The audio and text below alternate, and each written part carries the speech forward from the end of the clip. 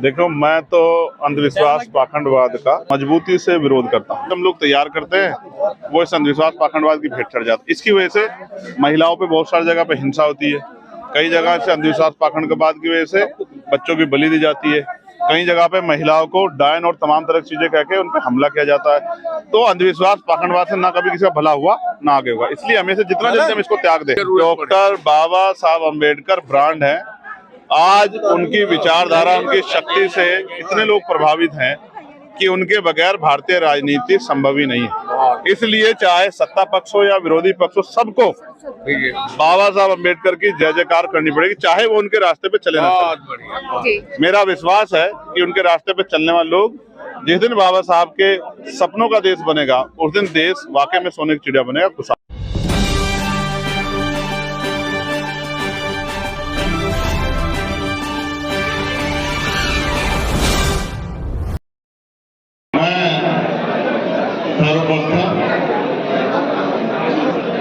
समय समय पर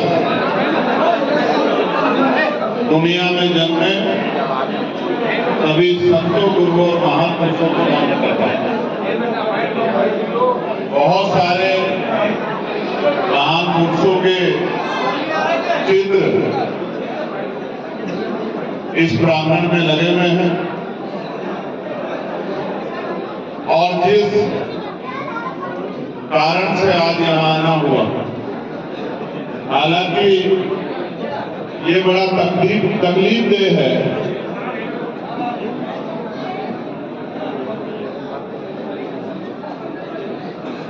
क्योंकि जब मैं पिछली बार आया था उरई, तो इसी प्रांगण में आया और तब भी दुख का अवसर था और आज भी दुख का अवसर है। और दोनों ही दुख के अवसर भाई नीरज पटेल जी से जुड़े। पिछली बार में यही प्रांगण है, बहुत सारे ऐसे चेहरे हैं जो उस समय भी थे और आज भी है। हम लोग कार्यक्रम के बाद घर लौट जाएंगे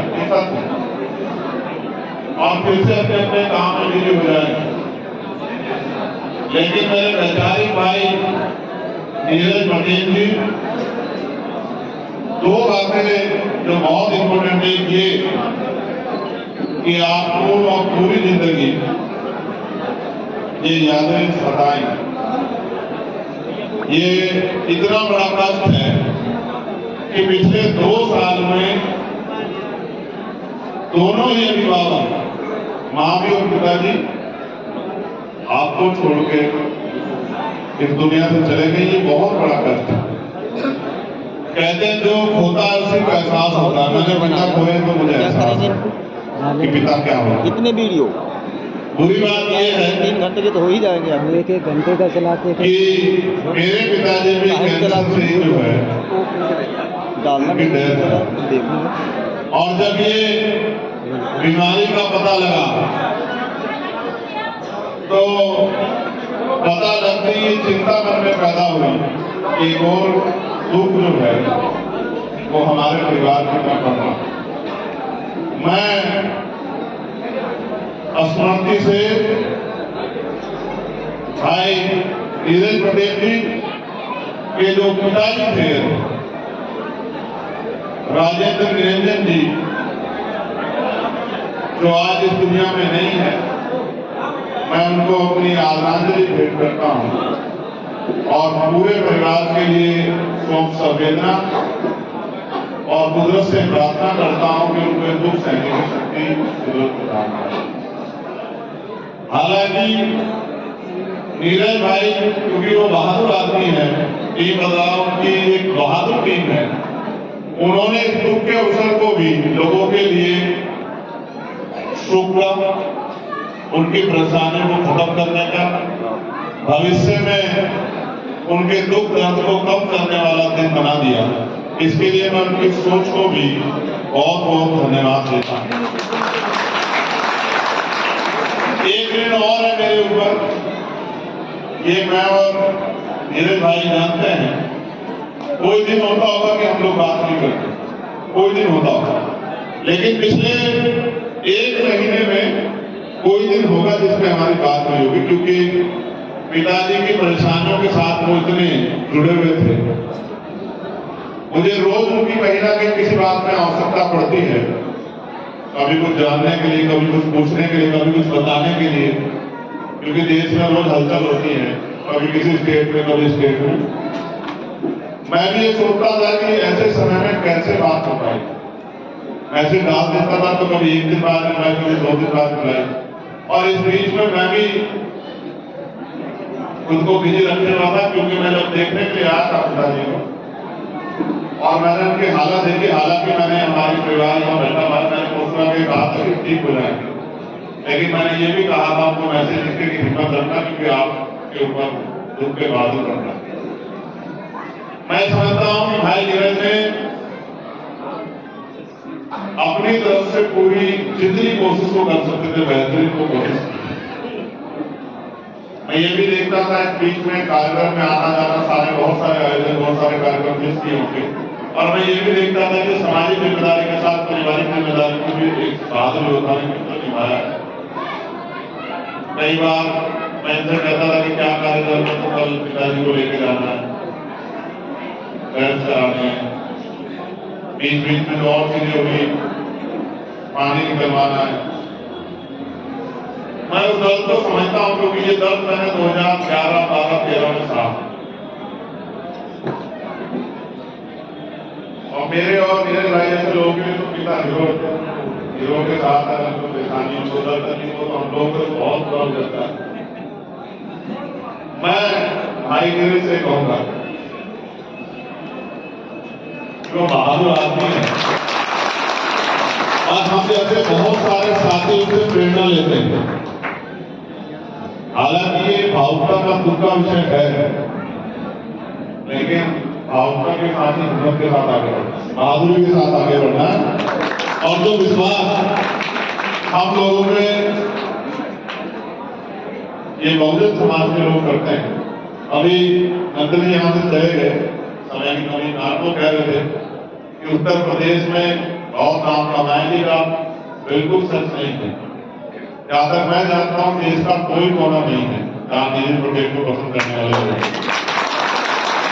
और क्योंकि मैं प्रैक्टिकली जानता हूं, कई बार हम कहीं जाते हैं तो जो चेहरे मिलते हैं, और हमारे यहाँ तो बीमार में आजाद समाज पार्टी का बच्चा जाता है, कुछ लोग इस बात से जलते भी होंगे।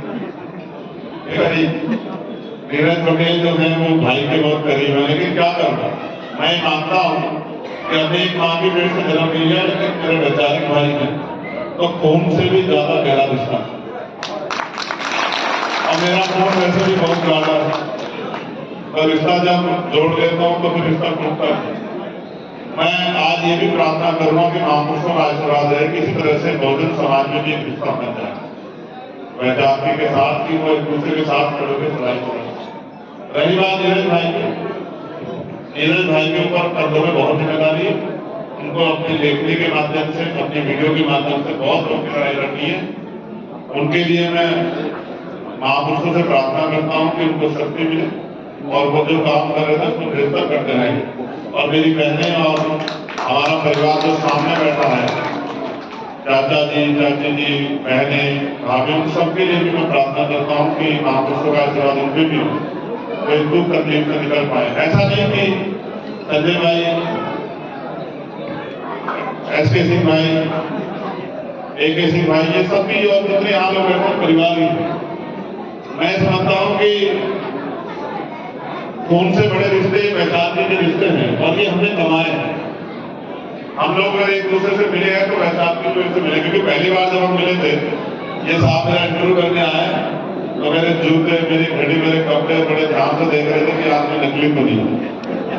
बाद में इन्होंने मुझे जब देख लिया, बाद में मुझे बताया कि आप मैं पहली बार आया था आसियाना में, तो मैं देख रहा था कि ये आदमी जो है इतनी तेजी से आगे बढ़ रहा है, तो ये आदमी असली है कोई नकली आदमी। तो खैर टेस्ट होना चाहिए, टेस्ट जरूरी भी है। मैं आखिरी तौर पे आज के इनके काम की सराहना करता हूं, जो उनकी टीम ने ये डेड बॉडी फ्रिज जो है यहाँ की जनता के नाम समर्पित किया है। गरीबों के लिए, बेसहाराओं के लिए कंबल की व्यवस्था और छोटे बच्चों के लिए उनका मनोबल बढ़ाने के लिए जो बैग की व्यवस्था की है वो सराहनीय। मैं ज्यादा ना कहते हुए कहूंगा, हम नीरज भाई से प्रेरणा ले सकते हैं। मैंने लास्ट टाइम भी बात कही कि मुंह से बोलना और उसमें चलना, इनमें दोनों में बहुत अंतर है।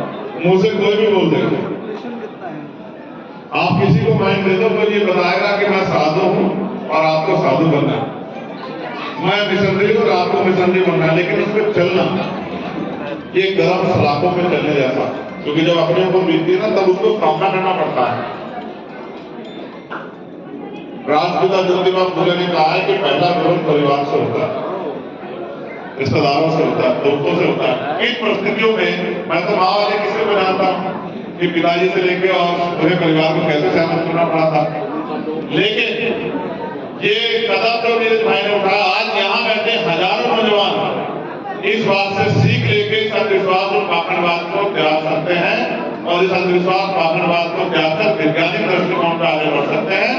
मैंने भी अपने जीवन में कुछ नियम बनाए हैं, जैसे मैं किसी के दुख तकलीफ में जाता हूं तो कुछ भी हो जाए, मैं एक निवाला भी नहीं छूता हूं, ये मैंने अपने जीवन में नियम बनाया। इसका मतलब ये नहीं कि ये कोई दिखावे की बात, मतलब अपने मन की संतुष्टि है कि हम उसके दुख में शामिल हैं। मुझे इस बात को भी बताना है कि 5 तारीख का कार्यक्रम 4 तारीख का करने के लिए मैं अपने भाई का धन्यवाद दूंगा, क्योंकि 5 तारीख को मैं बहुत व्यस्त था, आ नहीं पा रहा था। मैंने उनसे रिक्वेस्ट की, हाल तो मैं कहता नहीं, उन्होंने 5 का लिख दिया तो मैं जवाब नहीं दे रहा था, लेकिन जब मुझे लगा कि फ्री हुए इनका मैसेज आया कि भाई 5 का कार्यक्रम, तो मैंने अपनी परेशानी उनके सामने रखी। आप देखिए, जबकि मेरी जिम्मेदारी है कि मैं भाई होने के नाते सबसे पहले यहाँ होता, मुझे दुख है कि मैं उस दिन नहीं था, लेकिन नीरज भाई जानते हैं कि मैं काम की वजह से ही थोड़ा सा बिजी रहता हूँ। तो मैं अपने भाई का धन्यवाद करूंगा कि उन्होंने इसको 4 तारीख का करके मुझे यहाँ आने का अवसर दिया, मैं उसके लिए उनका ऋणी हूँ। और मैं आप सबसे भी ये प्रार्थना करता हूँ कि आप सब लोग भाई नीरज को कुदरत शक्ति दे, इसके लिए प्रार्थना करना, और इनकी टीम बदलाव होगा, धीरे धीरे होगा, धीरे धीरे होगा। आपने शुरुआत की है। आज यहाँ भीम आर्मी आजाद समाज पार्टी के हजारों नौजवान साथी बैठे, मैं आपको विश्वास दिलाता हूँ, ये आपकी बात को गंभीरता से लेते हैं, ये आपकी बात को सुनते हैं, ये मुझसे चर्चा करते हैं। आप देखना कि आपके आज की बात से प्रेरणा लेके जब कभी, हालांकि ऐसा दुख किसी के घर में ना आए, तो डॉक्टर वाली बात होगी कि वो कहता है कि भाई मेरा रोजगार भी चले और ये है और लोग स्वस्थ रहे, तो ऐसा तो नहीं हो सकता। लेकिन जब भी क्योंकि ये ऐसा पल है, आना है, तो मुझे लगता है कि वहां विश्वास पाखंडवाद को त्याग करें, नहीं तैयार करें। हमने भी जब भाई विनय जी हमारे राष्ट्रीय अध्यक्ष के पिताजी पूर्ण हुए, तो हमने भी इसी तरह की प्रक्रिया को आगे बढ़ाया। और क्योंकि हम लोग इस रास्ते में चल रहे हैं, तो दूसरों को कहने से पहले खुद अपने आप करने में करना पड़ेगा। आप भरोसा करो, विनय भाई ने पीपल का पेड़ लगाया, अपने खेत में रस्ते का विसर्जन किया, वहीं उसके ऊपर पीपल का वृक्ष लगाया, और जब वो एक पगड़ी की रस्म होती है, वो पगड़ी की रस्म परिवार में हुई, तो उन्होंने वो पगड़ी उठा के अपनी माँ और अपनी बहन के को सौंप दी। उन्होंने कहा जिन्होंने मुझसे पैदा किया, इनसे ज्यादा मेरे लिए संरक्षण, इनसे ज्यादा बड़ा अपराध मेरे लिए कौन हो सकता है। मेरी माँ मेरी सब कुछ है, मेरे भाई मेरी बहनें मेरी सब कुछ है, यही मेरे अभिभावक है। तो ये परिवर्तन तो आज नहीं तो कल होना है, और ये हमें करना पड़ेगा। ये चैलेंज होता है कि कैसे सामना करें, सामना तो करना पड़ता है, सामना करना पड़ता और सामना करना पड़ेगा। मैं पुनः आप सबका यहाँ पहुंचने पर, आप हमारे परिवार को शक्ति देने आए, आप हमारे ग्रुप में शामिल हुए, इस परिवार का बेटा होने के नाते मैं आपका धन्यवाद करता हूँ और आपका आभार प्रकट करता हूँ। और मैं आपको एक भी बात दिलाता इस मंच से कि इस जुर्म जाति की बेड़ियों को काट के बहुजन समाज को शासक समाज बनाने का संकल्प लेकर जिसमें निकले, उसको भी हम लोग मेहनत करके पूरा करेंगे। इस बात का भी मैं क्रांति रहा है, पूरे जालोर पूरी इसके आगे जब बढ़ोगे बुंदेलखंड, ये पूरा जो है क्रांति रहा है। ये बागियों की बस्ती है? बस्ती है, बागियों की बस्ती है, क्या है? क्रांतिकारियों का बागियों का क्षेत्र है। हाँ, तो एक क्रांतिकारी एक परिवार और था, वो अब नहीं है यहाँ बैठे हुए थे, वो परिवार भी अपना क्रांतिकारी परिवार है। ऐसे बहुत सारे परिवार हैं जिनका साम्राज्य मौर्य जी हमारे बड़े हैं, उनको मेरे बात बोलना था, मेरे भाई ने बोला था अब इनका आदेश मानना, वरना उनको पहले बाद में बोलना था, हमारे बड़े ने उनके नेतृत्व में काम किया है। हम तो हर एक व्यक्ति को, जैसे रामेश्वर मोहन जी थे, तो मैं तो चाहता था लेकिन समय की कमी थी, इस वजह से नहीं हो पाया। मैं आप सबका धन्यवाद करता हूँ और आप सबके परिवार के लिए प्रार्थना करता हूँ। 2-3 चीजें मुझे कहनी है भाई, कल मैंने गिफ्टों में भी कही लेकिन सार्वजनिक को तो कह देता हूँ। मौर्य जी की बात आगे बढ़ाते कहता हूँ, अपने माता पिता का सम्मान करो, एक बार चले जाते हैं मिलकर नहीं कहीं ढूंढ लो। कहते दुनिया छोटी है लेकिन छोटी तो है, दुनिया में भी माँ बाप दोबारा नहीं मिलते, तो अपने माँ बाप का सम्मान करना सीखो, ये बहुत है। दूसरा, जब आप मोटरसाइकिल पे या 4 पे गाड़ी में चले तो हेलमेट जरूर लगाए, आगे बैठे या पीछे बैठे गाड़ी में 4 व्हीलर में सीट बेल्ट जरूर पहने, और कभी भी नशा करके ड्राइविंग ना करें, इससे आपको नुकसान हो सकता है। आपको नहीं पता आपके जाने के बाद आपके परिवार को क्या क्या सहना पड़ेगा। जिसका पति जाता है, जिसका भाई जाता है, जिसकी बहन जाती है, जिसका कोई बच्चा चला जाता है, उनके परिवार से पूछ के देखना किस तरह की तकलीफ होती है। दूसरी बात, तीसरी बात, दहेज का बड़ा प्रचलन हो गया है।